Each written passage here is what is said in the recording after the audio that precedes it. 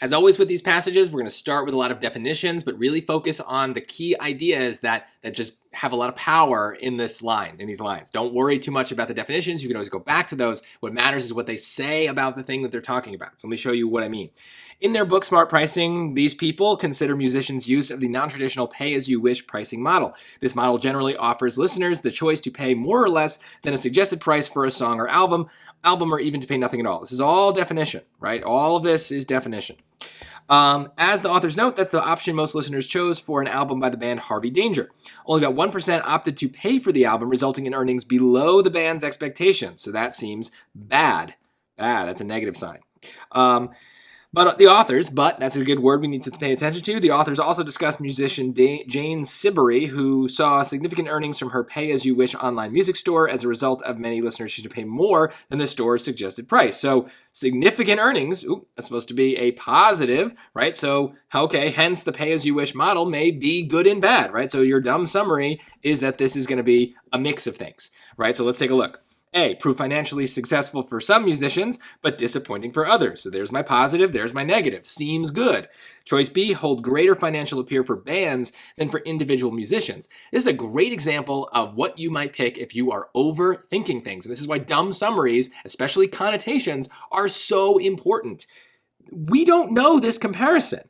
They gave us two examples, right? All we know is that sometimes the thing is good, sometimes it's bad. They didn't say it was good because it works for bands or bad because it works for musicians. I don't really even understand the difference. I guess it's a group versus a single person. But it's also the opposite of what they say too, right? Because the band is Harvey Danger.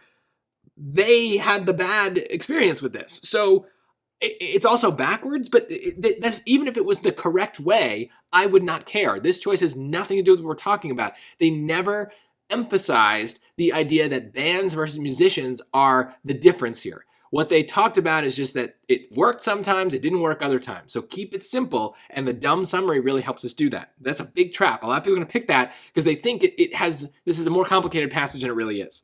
C. This will cause most musicians who use the model to lower the suggested prices of their songs and albums over time.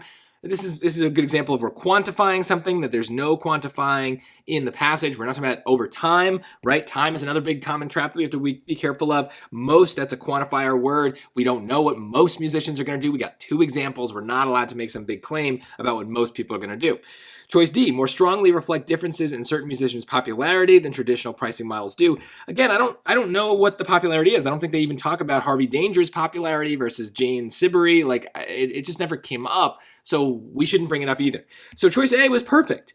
It's not so much that B, C, and D are wrong. Like, they are, and we can prove them wrong the way I just did. But to me, A would have been very obviously correct from the get-go because the dumb summary is that this model is good and bad. And choice A is just saying very plainly, it's good and bad. It has good effects sometimes, it has bad effects other times. That's the whole point. So keep it simple, and you won't waste time sorting through stuff that just doesn't matter. It's just sometimes the connotations work, so use them, and if they don't work, we can always do more sorting. We can always do more filtering, more reading, whatever. But sometimes if you don't need to, save the time and put it towards the ones where you do need the time to do more reading.